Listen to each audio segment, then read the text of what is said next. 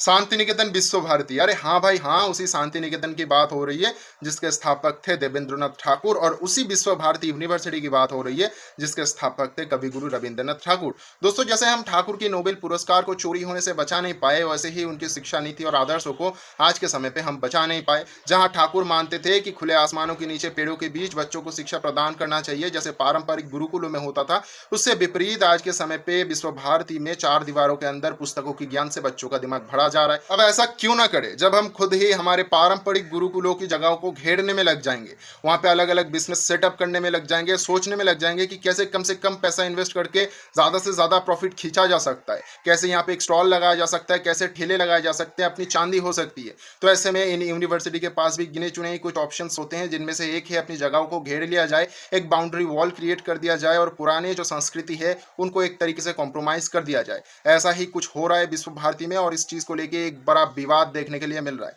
मुझे पता है आपको कुछ खास जानकारी होगी नहीं इसके बारे में, इसीलिए तो कहता हूं कि सब्सक्राइब कर लिया करो चैनल को, और रेगुलर अपडेट पाना चाहते हो तो नोटिफिकेशन बिल को भी ऑल पे सिलेक्ट कर दो। जहां हमारे देश भर की यूनिवर्सिटी फॉलो करते हैं वेस्टर्न कल्चर को, वेस्टर्न एजुकेशन सिस्टम को, वहीं विश्व भारती फॉलो करते हैं पारंपरिक भारतीय गुरुकुल कल्चर को। एग्जाम्पल के लिए कुछ छोटी मोटी चीजें मैं आपको बता देता हूं ताकि आप ये समझ पाओ कि दूसरी यूनिवर्सिटीज के मुकाबले विश्व भारती कितना ज्यादा अलग है। जहां देश के अंदर सारी यूनिवर्सिटीज में चार दीवारी के अंदर शिक्षा प्रदान किया जाता है, वहीं विश्व भारती यकीन रखता है कि ज्यादा से ज्यादा नेचुरल इन्वायरमेंट आपको प्रोवाइड किया जाए। पेड़ों के नीचे शिक्षा देना आज भी विश्व भारती में जारी है। विश्व भारती मानता है ठाकुर के आदर्शों को, यानी खुले आसमान और पेड़ों के बीच में पारंपरिक गुरुकुल की शिक्षा नीतियों को फॉलो करना। जहां पे हमारे फेस्टिवल्स आने पे कॉलेज या यूनिवर्सिटीज बंद हो जाते हैं, वहीं पे विश्व भारती और ज्यादा एक्टिव हो जाते हैं। विश्व भारती में कई सारे कल्चरल फेस्टिवल को सेलिब्रेट किया जाता है जैसे कि रक्षाबंधन, होली। इसके अलावा भी दो और मेले होते हैं जहाँ पे देश भर से आर्टिस्ट आते हैं, अपनी अपनी कलाओं को दिखाते हैं, और यहाँ पे वेस्टर्न कल्चर की कोई जगह नहीं होती है। जो ट्रेडिशनल इंडियन कल्चर है उन्हीं को जगह मिलती है, उन्हीं को अप्रिशिएशन मिलता है, और वो अपनी अपनी खूबियों को दूसरों के आगे रखते हैं। यहाँ पे भारत की दूसरी सारी यूनिवर्सिटीज कोशिश करते हैं कि सारी चीजों को एक साथ सेटअप करके एक ब्यूटीफुल सा कंस्ट्रक्शन प्रोवाइड किया जाए। वहीं पे विश्व भारती ज्यादा से ज्यादा ह्यूमन कंस्ट्रक्शन को पसंद नहीं करते, और वो एक नेचुरल एनवायरनमेंट देने के चक्कर में कई दूर दूर कंस्ट्रक्शन करते हैं। ऐसे में चीजें ये होती है कि एक जगह पे लाइब्रेरी है तो दूसरी एक जगह पे यूनिवर्सिटी, तीसरे एक जगह पे प्लेग्राउंड। ऐसे में जो पूरा शांति निकेतन इलाका है यहाँ पे फैला हुआ है विश्व भारती। ये सभी चीजें ऐसी ही चल रही थी 2020 17 अगस्त से पहले। 17 अगस्त को दोस्तों ऐसा कुछ हुआ जिसका उम्मीद पूरा का पूरा भारत नहीं कर रहा था। दोस्तों हुआ क्या, 17 अगस्त को एक मॉब आता है और वो आके कुछ कंस्ट्रक्शन हो रहे होते हैं उनको तोड़ देते हैं। यूनिवर्सिटी की गेट को तोड़ देते हैं, कुछ टेम्पोररी ऑफिसेस को तोड़ देते हैं, एक टेंट लगाया जाता है लेबरों के लिए, उस टेंट को तोड़ देते हैं, तहस नहस कर देते हैं, मिट्टी में मिला देते हैं। उसके बाद कोशिश किया जाता है कि पूरी की पूरी स्टोरी क्या थी वो जानने की, तो बहुत सारी चीज़ें एक के बाद एक निकल के सामने आते हैं।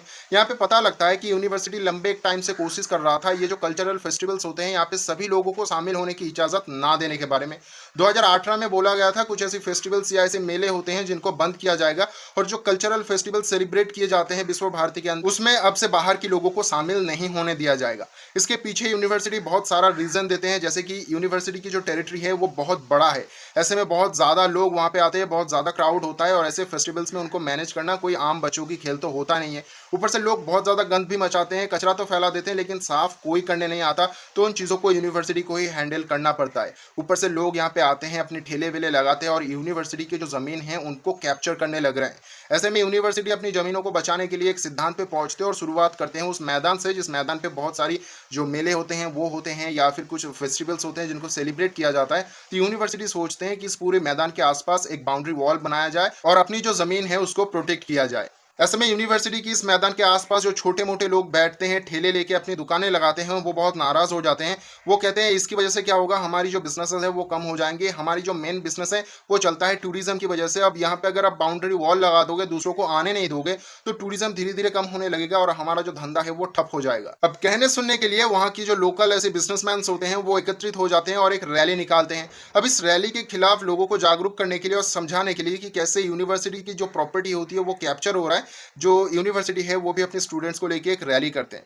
बस इसी के खिलाफ लोग भड़क जाते हैं और बनाते हैं कमेटी जिसको नाम दिया गया है मैदान बचाओ कमेटी। मजे की बात तो यह है कि इस कमेटी में कोई भी क्लियर फेस नहीं है, मतलब ऐसा कोई भी लीडर नहीं है जो लीड कर रहा है इस कमेटी को या फिर इस रैली को। ऐसे में ये रैली निकलता है और फिर आता है यूनिवर्सिटी की उस जगह पे जहाँ पे ये सारी कंस्ट्रक्शन हो रहा होता है, और ये सभी लोग ये वॉल्स को तोड़ देते हैं, जो कंस्ट्रक्शन है उनको तोड़ देते हैं, यूनिवर्सिटी की गेट को भी तोड़ देते हैं।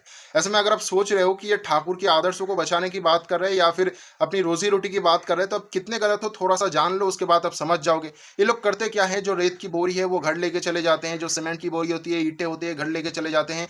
यूनिवर्सिटी की जो सीसीटीवी कैमराज होते हैं उनको तोड़ के घर लेके चले जाते हैं, फैंस को लेके चले जाते हैं, हेलोजन को उठा के लेके चले जाते हैं, जो मशीन्स वहाँ पे होते हैं उनको उलट पलट देते हैं, और साथ ही साथ यूनिवर्सिटी की गेट जिसका इस चीज से कोई नाता नहीं है उसको भी तोड़ देते हैं। जहाँ पे मैदान बचाओ कमेटी में लीडरशिप क्राइसिस होता है, वही इस रैली को हेड करते हुए नजर आती है टीएमसी की एक कार्यकर्ता नरेश बावरी। मैदान बचाओ कमेटी में कितने लोग थे इसके बारे में तो पता नहीं है दोस्तों, लेकिन टीएमसी की लीडर नरेश बावरी जिस रैली को हेड कर रहे थे वहां पे 1000 लोग थे जिन्होंने आके ये तोड़फोड़, ये लूटपाट मटाई थी।